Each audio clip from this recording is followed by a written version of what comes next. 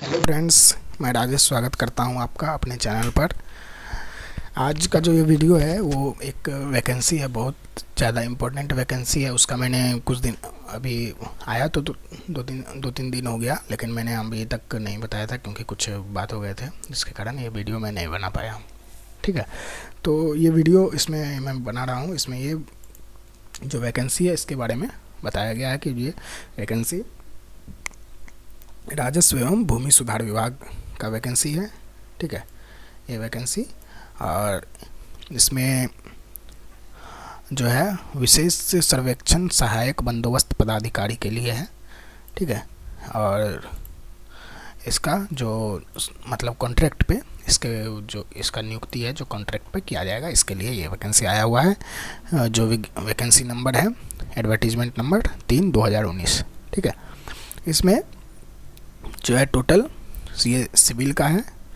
ठीक है, इसमें टोटल जो है 275 पोस्ट है, और जिसमें अनुसूचित जाति के लिए 14 है, आरक्षित अनुसूचित जनजाति के लिए 3, अत्यंत पिछड़ा के लिए 49, पिछड़ा वर्ग के लिए 33, और पिछड़े वर्ग की महिला के लिए 8, और अनरिजर्व जो है 111, और जो आर्थिक रूप से कमज़ोर है जनरल कैटेगरी के उसके लिए 27। ठीक है, तो ये वैकेंसी है, और इसमें जो है लेडीज को 35% आरक्षण दिया जाएगा, और 35% आरक्षण दिया जाएगा। और उसके बाद जो बाकी सब आरक्षण का जो सीमा है जो वही सब है जो राज्य सरकार द्वारा ये आरक्षण का नीति जो अपनाया गया वही है। और उसके अंतर्गत जो है जो एक और सबसे इम्पोर्टेंट बात जो है कि जो बिहार के सरकारी इंजीनियरिंग कॉलेज से सिविल इंजीनियरिंग में स्नातक डिग्री प्राप्त किए हैं उनको 50% अतिरिक्त आरक्षण उसकी कैटेगरी में मिलेगा।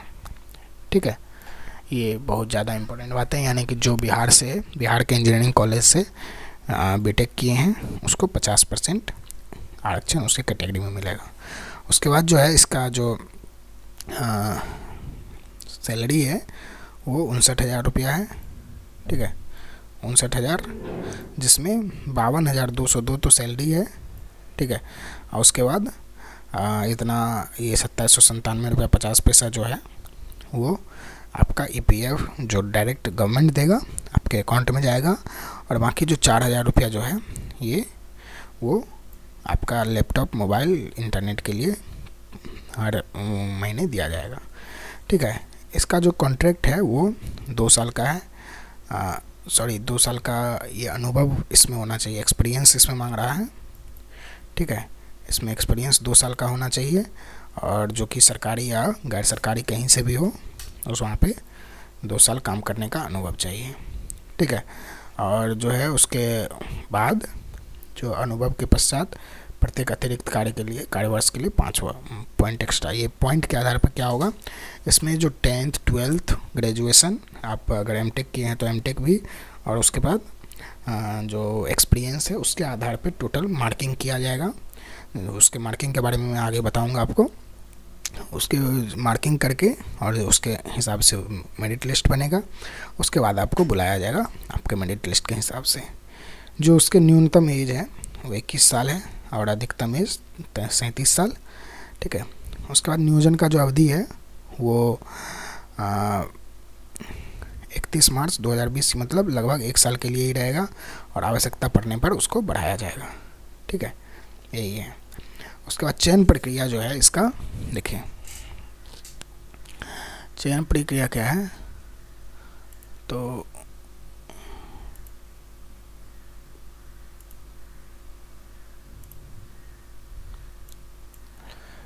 ये चयन प्रक्रिया 1 मिनट।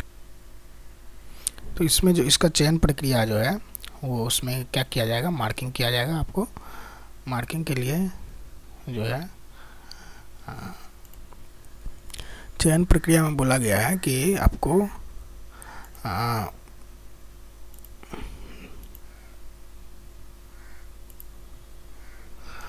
मैट्रिक, इंटर और मैट्रिक है 10th क्लास जो है, उसके बाद इंटर है, और उसके बाद बीटेक है, फिर उसके बाद एमटेक है। उसके जितना मार्क आया आपको उस हिसाब से आपको पॉइंट मिलेगा।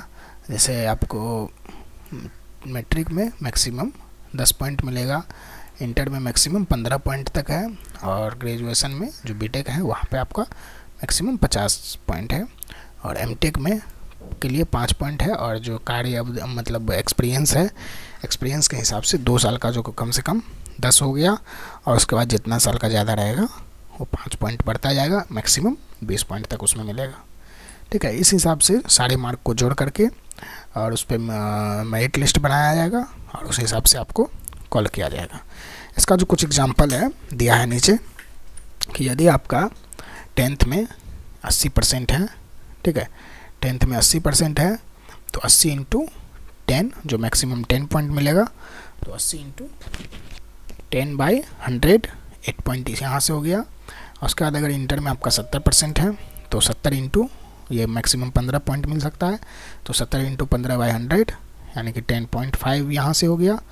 और उसके बाद ग्रेजुएशन में जो है मान लीजिए आपका 60% है, तो ग्रेजुएशन में 60 इंटू मैक्सिमम 50 नंबर मिल सकता है बाई 100, यहाँ से 30 पॉइंट यहाँ से हो गया। और उसके बाद स्नातक जो एमटेक है वहाँ पे मान लीजिए 50% है आपका, तो 50 इंटू मैक्सिमम 5 नंबर ही मिल सकते हैं यहाँ से, तो 50 इंटू 5/100 यानी कि 2.5 मार्क यहाँ से हो गए। और उसके बाद जो 2 वर्ष का मान लीजिए आपके पास एक्सपीरियंस है, ठीक है, न्यूनतम कार्य अनुभव जो है 2 वर्ष के पश्चात एक हर वर्ष के लिए 5 अंक मिलेगा। तो यहाँ से कि मान लीजिए 2 वर्ष का आपके पास अनुभव है, तो यहाँ से 2 इंटू 5, ठीक है, 10 पॉइंट यहाँ से मिल गया। इस तरह से टोटल जो है इसको टोटल कर देंगे, यहाँ से 61 पॉइंट होता है, ठीक है। उसके बाद 61 पॉइंट होता है, इस हिसाब से जो है आप इसको कर सकते हैं, ठीक है। इस तरीके से यहाँ पे आप कर सकते हैं। और इसका ऑनलाइन आवेदन का डेट जो है 11 अप्रैल से है, 11 अप्रैल से 11 मार्च से 1 अप्रैल तक इसका डेट है।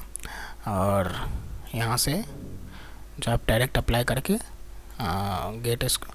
गेट स्कोर भी मांगेगा यहाँ से, और यहाँ से आप अप्लाई करके और जो है आप जा सकते हैं, ठीक है। तो ये आपका रहा।